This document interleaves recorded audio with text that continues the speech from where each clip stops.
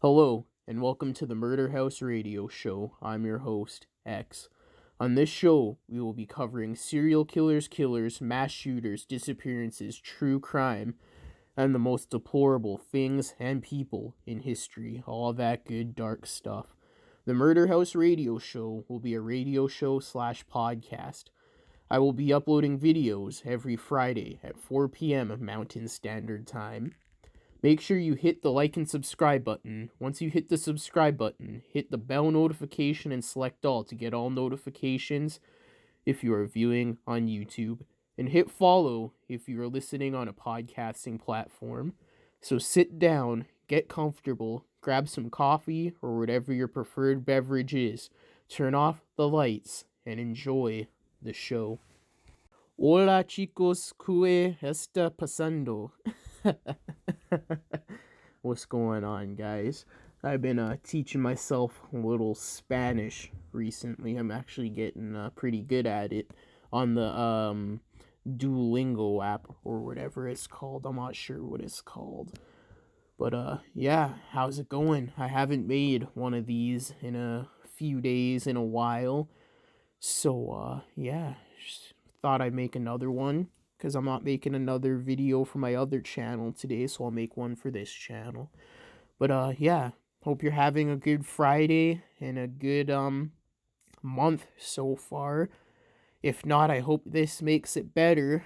And yeah, all that good stuff. Let me know how it's going down in the comments. For me, it's going alright. I can't complain. I'm alive. I think I'm low-key depressed. But it is what it is. I'm not sure. I just always think about dying. Like, not killing myself. Fuck all that bullshit. But just dying in general. You know, it'd be like that sometimes. But yeah, your boy will be solid. By the time you hear this, I will be all good and hopefully have a job. Because I am recording this on...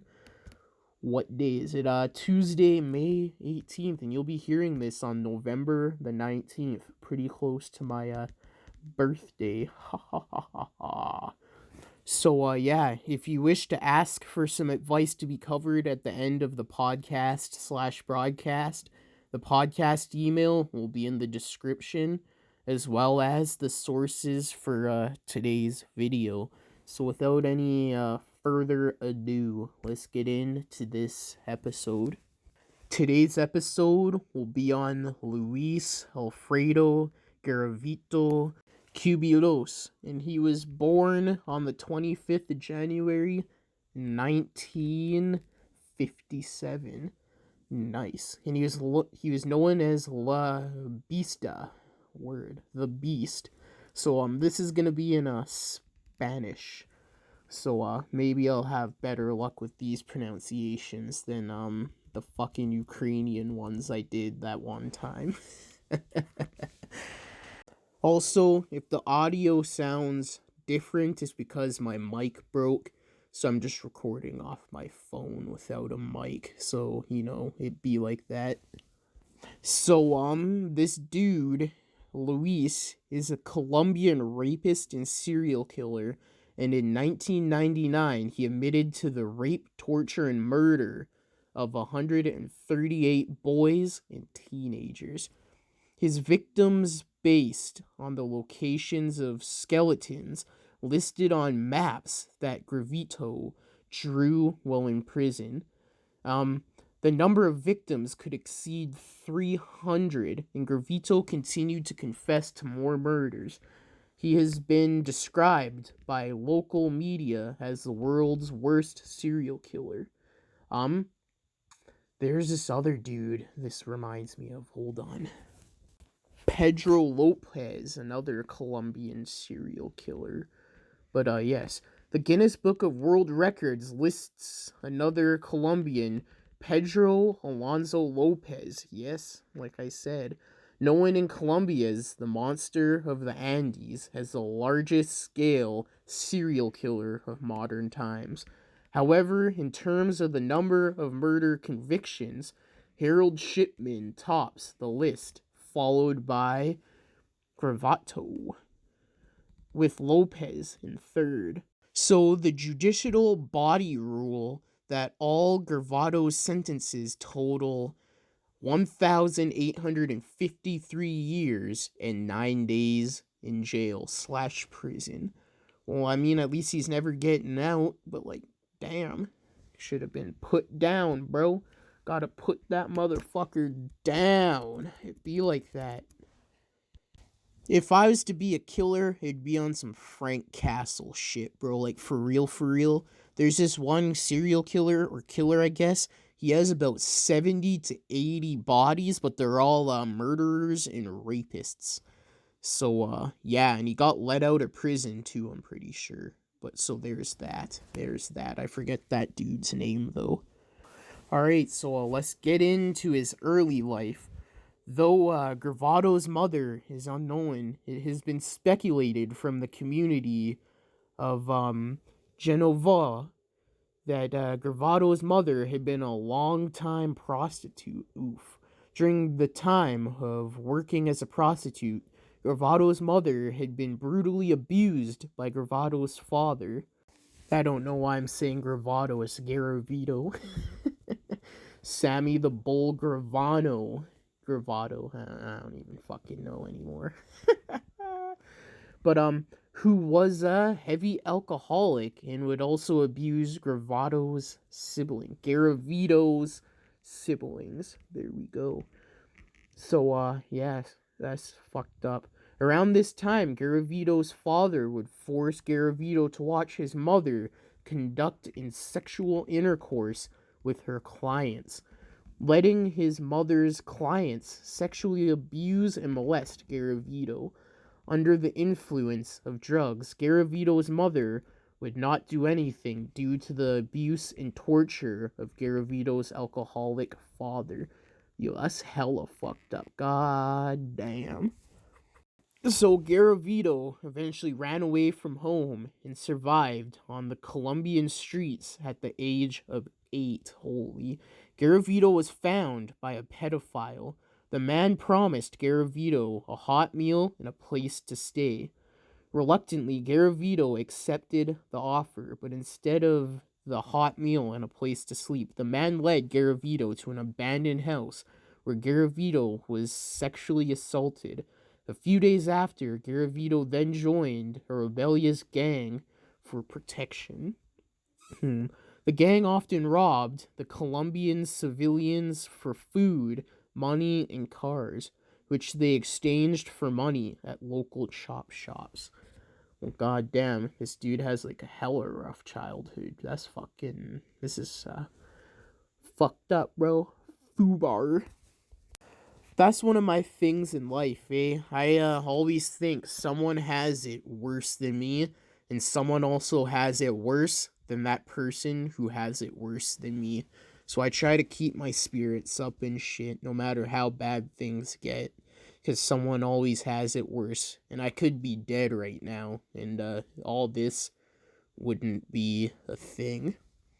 So, if shit gets rough, just say it is what it is. It could always be worse. And yeah, it's just the way she goes, and keep pushing, because it'll all get better eventually. Anyways, back to the podcast. Garavito started working as soon as he had enough money to survive on the streets. So he would travel a substantial amount to keep up with the job demands in Colombia. Although he frequently moved, Garavito had a girlfriend named Teresa. His girlfriend had a small child, which she recalled him getting along with very well. Holy, imagine learning your husband killed, or your boyfriend killed, like almost 150 young boys and teenagers. That's fucked up. And then knowing you have a kid that he was around or whatever. That's fucking wild. But Garavito was known by his friends to be a kind yet easily angered. Interesting. So his victim type and killing patterns, Garavito's victims were clearly identified by their age, sex, and social status. Garavito targeted boys between the ages of 6 to 16 who were either homeless, peasants, or orphaned. He would approach the young boys either on the crowded streets or alone on the countryside and lure them away by bribing them with small gifts such as money, candy, or odd jobs. He offered easy work for money and even disguised himself as different characters who could be seen as legitimately offering work to the boys, such as a priest, a farmer, a homeless man, a street vendor, a drug dealer, an elderly man, and a gambler. Interesting. To prevent suspicions about his activities from developing, Garavito would change his disguise often. Well, I mean, so he's a smart killer because he got away with it for a while. So he would gain the trust of the children, and once he had the trust, Garavito would walk the boys until they were tired and vulnerable, which then made them easy to handle and manipulate and stuff. First, their hands were bound, then Garavito would remove all their clothes and proceed to torture, rape, and sometimes decapitate them. Holy. Usually the boy would endure prolonged rape and torture by having his buttocks stabbed and sharpened objects inserted into his anus. Testicles were often severed and placed into the mouth. The bodies of the children were all found completely naked and all bore bite marks and signs of anal penetration. Bottles of lubricant were found near the bodies, along with empty liquor bottles. Most corpses showed signs of prolonged torture. That is fucking fucked up. God damn, son. And 138 young boys met this fate. Like, that's fucked up. That's a fate nobody should meet. Other than pedophiles and rapists. Other than those two, nobody else should meet that type of shit. That's fucked up shit. So, beginning in 1992, boys between the ages of 6 through 16 began disappearing rapidly from the streets of Colombia. Due to the decades-long civil war, many children in Colombia were poor, homeless, or orphaned. For years, these murders had gone unnoticed because many of the victims had no police report filed on their disappearance. Clusters of bodies had begun popping up all over Colombia, but the authorities did not take much notice until 1997, when mass graves were uncovered. Holy fuck. So, due to the large number of children's disappearances, a widespread investigation was called for, as these killings were not confined to a specific area. In February 1998, outside the town of Genvora, Colombia, the bodies of two naked children were found lying next to each other on a hill. The next day, only meters away, another child's naked body was found. All three bodies had their hands bound and bore signs of sexual abuse. The victims' necks were severely cut, and bruises were on their backs, genitals, legs, and buttocks. The murder weapon was found in the same area as the bodies. A note that had been found at the crime scene had the address written on it, and this led them to Garavito's girlfriend. When the police contacted her, she told them that she hadn't seen Garavito in months. She did, however, give the police a bag that he had left in her possession, which contained a number of Garavito's belongings. These items included pictures of young boys, detailed journals of his murders, tally marks of his victims, and bills. That's some damning evidence. But this new information led them to Garavito's residence. But the property was vacant. Detectives believed that Garavito was either traveling for work or away attempting to find his next victim. He was picked up by the local police just a few days later. This was on an unrelated charge of attempted rape against an adolescent. An homeless man had been close enough to observe the struggle between garavito and the child and felt it necessary to rescue the child. Good on that homeless man. Garavito was arrested, and unknowns to them, the police had in their custody the man who is the most wanted killer in Colombia. Holy fuck. So it seems that the trial was short and all that stuff because he confessed to everything. But Garavito was arrested on the 22nd of April, 1999, on separate charges of attempted rape. Garavito was questioned about the local killings and his attempted rape charges. Police speculated that Garavito had planned on killing the young boy if the bystander had not intervened. After a short interrogation, detectives suspected Garavito of being La Bestia, although Garavito had insisted on his innocence. So when Garavito confessed to his killings, he did it in great detail, which brought Garavito to tears. Interesting. Maybe it was a ploy, because you just don't murder 138 kids and then cry about it. But for Colombia's Justice Department, his confession was not enough. Garavito had an eye condition that was rare and only found in men in particular age groups. His glasses were specifically designed for his unique condition. These particular glasses were found at the site of a mass grave. Oof. Garavito also left behind empty liquor bottles, his underwear, and occasionally his shoes. DNA was found on the victims, along with other items left behind. Police scheduled the entire jail where Garavito was being detained to get eye exams. The outcome of his eye exam would help police pair the glasses to Garavito. Interesting. By making it mandatory for all prisoners, it reduced Garavito's suspicion and kept him from lying about his eyesight. It's interesting how, all this stuff is interesting. Some wild shit. It's also wild how they get caught. Every killer fucks up somehow. Somehow. Except the Zodiac. And Jack the Ripper. But every killer for the most part fucks up. But nowadays, it's pretty much impossible to get away with this type of shit. You will get caught eventually. So, while Garavito was out of his cell one day, detectives took DNA samples from his pillow and living area. The DNA found on the victims was a match to the DNA found in Garavito's cell. Garavito confessed to murdering 140 children and was charged with the killings of 172 altogether throughout Colombia. Holy fuck. So he was found guilty on 138 of the 172 counts.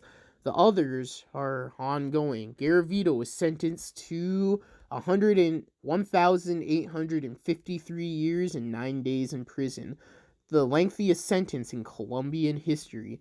However, Colombian law limits imprisonment to 40 years, and because Garavito helped police find the victims' bodies, his sentence was further reduced to 22 years. What in the haberdasheries and hemoglobins is this bullshit? How the fuck? Garavito is currently serving his sentence in a maximum security prison in Guadalupe, in the department of El Casar, in Colombia. Interesting. He is held separately from all other prisoners because it is feared that he would be killed immediately. Fucking good, and he would be. Fuck. He is scheduled to become eligible for parole in 2023. 2 years away! But it says in Colombian law, however, that those who have committed crimes against children are not eligible to receive any benefits with justice, and are required to spend at least 60 years of their sentence in prison. Okay. In Garavito's case, this would mean that the national maximum of 40 years imprisonment limit, and especially the reduced the reduction of 22 years for helping the police find the victim's body, both considered justice benefits would not be applicable. So he has to serve 60 years in prison. And how old is he? So he's probably gonna die in prison, most likely, fucking hopefully, in solitary confinement where he belongs. Put him in a cellmate who likes boys. Fucking, for those of you who don't know, that means, some prisoners like to fuck other prisoners, so that's who you gotta put in Garavito's cell. Fuck. It says here that many citizens criticized the possibility of Garavito's early release, as they should. In recent years, Colombians have increasingly felt that Garavito's sentence was not sufficient punishment for his crimes. He should have been put down.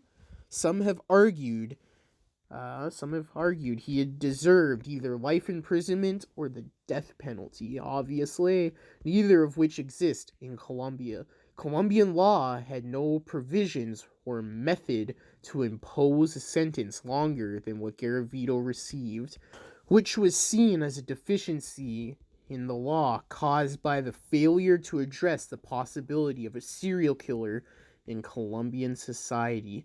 The law has since increased the maximum penalty for such crimes to 60 years in prison. Yes, this dude has has a lot of similarities to Pedro Lopez, I believe. That's his name. That's how you say it. The TV host and journalist, Guillermo Petiro La Rota, properly known as Piri, interviewed Garavito for a show which aired on the 11th of June 2006.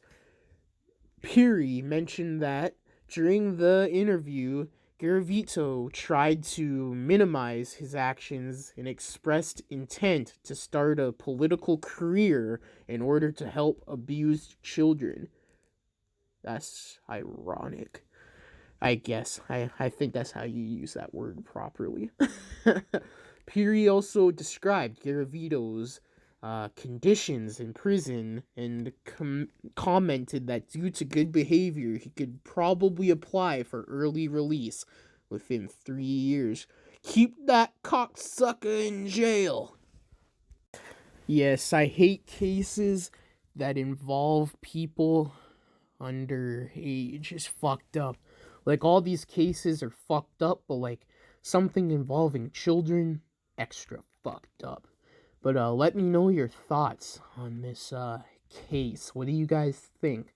What did I leave out? Do you know something I don't, huh? But, if you do, leave it in the comments. I'd like to know your thoughts and if I left something out. But, yeah. But yeah, it's also, crazy how much different other countries, run their justice system and all that stuff. Because I do always compare it to America, but, because I just watch a lot of prison stuff from America or whatnot. So yeah, there is all that.